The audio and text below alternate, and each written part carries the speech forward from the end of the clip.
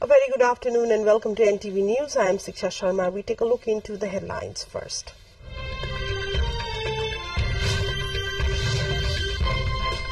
Meeting of both the Houses of Federal Parliament scheduled for today. House of Representatives to deliberate on topics of appropriation bill. President Ramchandra Paudel scheduled to leave for Switzerland today to attend the inaugural forum of the Global Coalition for Social Justice. At least 38 people from the Horn of Africa die after a migrant boat capsized off the Yemeni coast. Many more missing.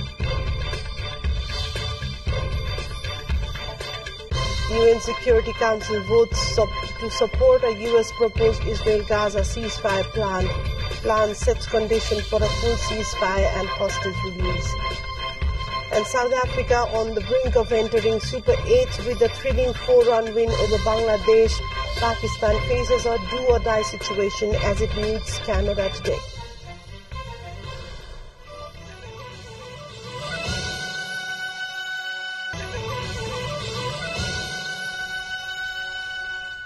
Welcome back to NTV News. Now the news in detail. The House of Representatives meeting is underway. The meeting has been called for today to hold ministry-wise deliberations of Appropriation Bill 2081. Earlier, the meeting was postponed for 2 days as lawmakers sought more time to study the budget book before making their presence at the budget discussion. As per the schedule published by the Parliament Secretariat, deliberations will be held on various aspects of budget allocated for the Ministry of Forest and Environment, Youth and Sports, Education, Science and Technology Ministry, and Ministry for Labour, Employment and Social Security. Proposals put forth by lawmakers in reducing the budget allocation to ₹1 will also be tabled in the meeting today. Also, Speaker Devraj Gimri will read out the letters received from the President, Office of the President and the Office of the Prime Minister before the House meeting today. Also, the National Assembly meeting is scheduled to be held at 1 p.m.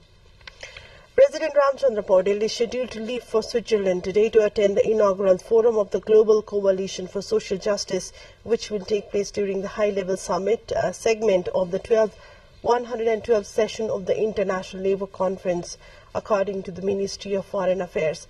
The Ministry of Foreign Affairs said that President Paudel will address the inaugural forum of the Global Coalition for Social Justice on June the 13th. Prior to that, President Paudel is scheduled to hold bilateral talks with his Swiss counterpart Viola Amherd on June the 12th. President Paudel will leave Geneva for Berlin on June 15 for an official visit to Germany at the invitation of German President Frank-Walter Steinmeier. President Paudel will hold official talks with the German counterpart on June the 17th. The President's spouse, Sabita Paudel, will accompany him during the visit. President Paudel is scheduled to return to Kathmandu on June the 19th. Let's take a look into a short break. More news follows up on the other side. Do stay with us.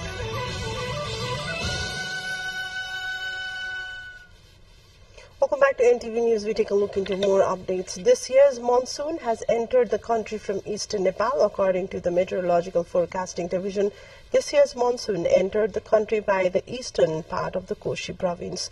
June 13 is a tentative date for the arrival of monsoon, and this year it made its presence 3 days earlier. It will be advanced gradually to other parts of the country. According to the forecast by the division, the monsoon season this year is expected to bring 35 to 55% more rainfall than the average.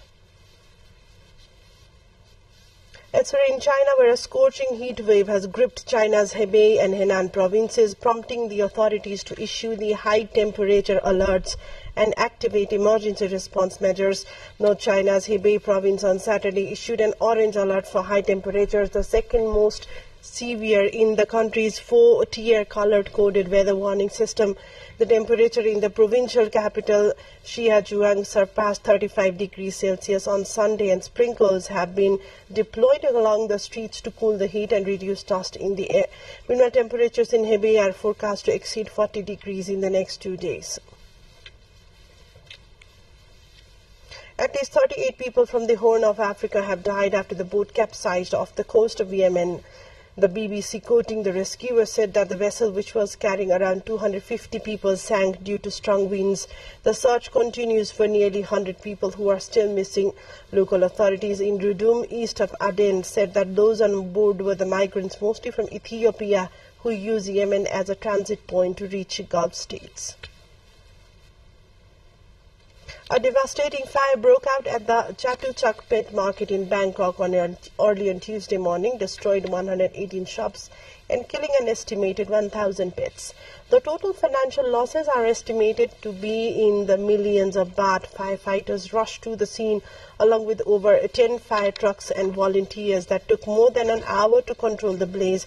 The pet zone called the Srizomrat Market is a hub for pet shops and ornamental fish, divided into 118 stalls with mezzanine caretaker quarters. The fire resulted in an estimated 1,000 animal deaths, including ornamental fish, cats, dogs, and exotic animals like swans, birds, and monkeys valued from tens of thousands to hundreds of bahts. A quick look into what's coming up next.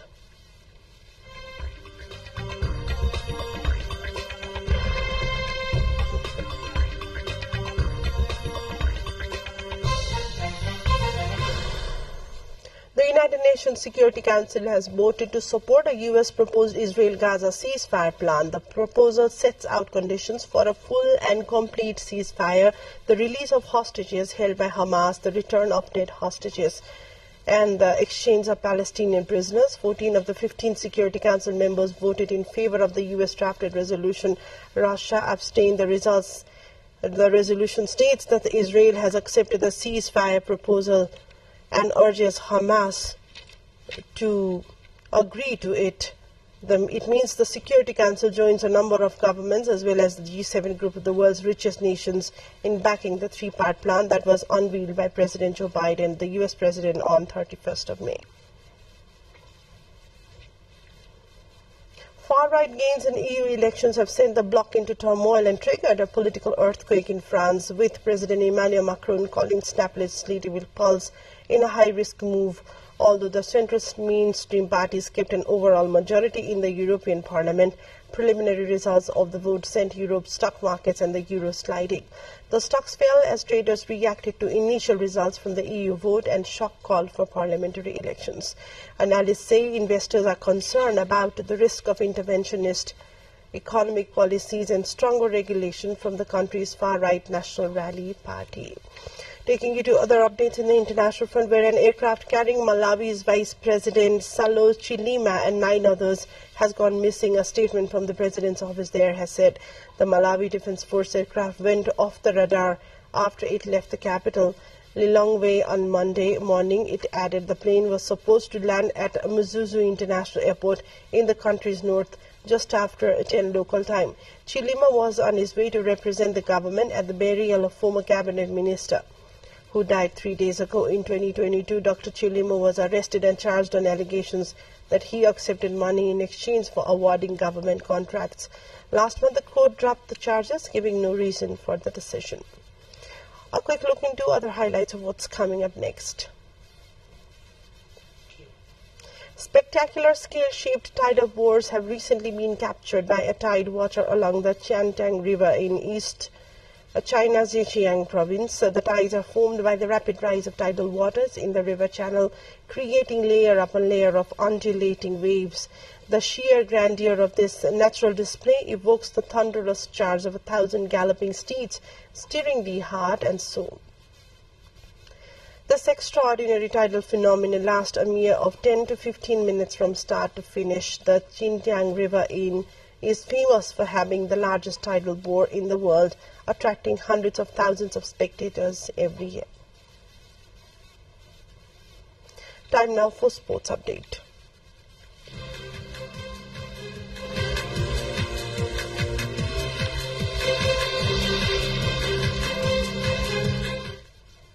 Heinrich Klaasen hit a vital 46 as South Africa claimed a nervy 4-run victory over Bangladesh that put them on the brink of securing a place in the T20 World Cup Super 8s. A combination of the pitch, poor shot selection and a good bowling from Bangladesh saw South Africa teetering on 23-4 after they won the toss. At Tanzim Hassan Saqib's snaffle 3-18, Klaasen hit 3 fours and 2 sixes in his 44-ball innings as he shared a 79-run partnership with the dependable David Miller to help South Africa recover to a compile a defendable 113-6. Bangladesh made a decent fist of the run chase and at 94-4 with 3 overs remaining were probably slight favourites. However, when Kagiso Rabada took the key wicket of Tawhid Hridoy for 37, the momentum swung back to the Proteas. South Africa, who have won all 9 of the T20 international against Bangladesh, are unbeaten in the tournament so far with 3 victories and top Group D. Meanwhile, Pakistan face a do-or-die situation as they prepare to meet Canada in their penultimate Group League match of the T20 World Cup tonight. The match is slated to kick off at 8:15 p.m. Nepal Standard Time at the Nassau County Stadium in New York. After a shocking super over loss to the USA and a 6-run defeat against India, Pakistan's hopes of qualifying for the Super 8 would now rely on winning big against both Canada and Ireland, while hoping for heavy losses for the USA against India and Ireland. Nepal, meanwhile, is slated to play next against Sri Lanka in its second match of the World Cup campaign. The match will kick off at 5:15 a.m. tomorrow, Nepal time, at the Central Broward Park in the United States. With the 5 trademark rings and an opening ceremony that included symbolic migrant boats drifting across the stormy sea, children in war-torn Syria kick off their very own Athletes of the Future Olympics. In the lead-up to the Paris Olympics in July, some 400 children in the rebel-held town of Azaz will show off their sporting skills during the Games. The Games is organized by a local charity organization. That were the updates from the sports front. We've come to the end of the bulletin. To wrap up, a quick reminder of the top stories.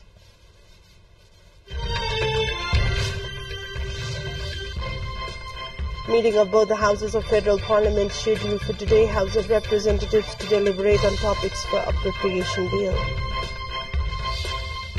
President Ramchandra Paudel scheduled to leave for Switzerland today to attend the inaugural forum of the Global Coalition for Social Justice.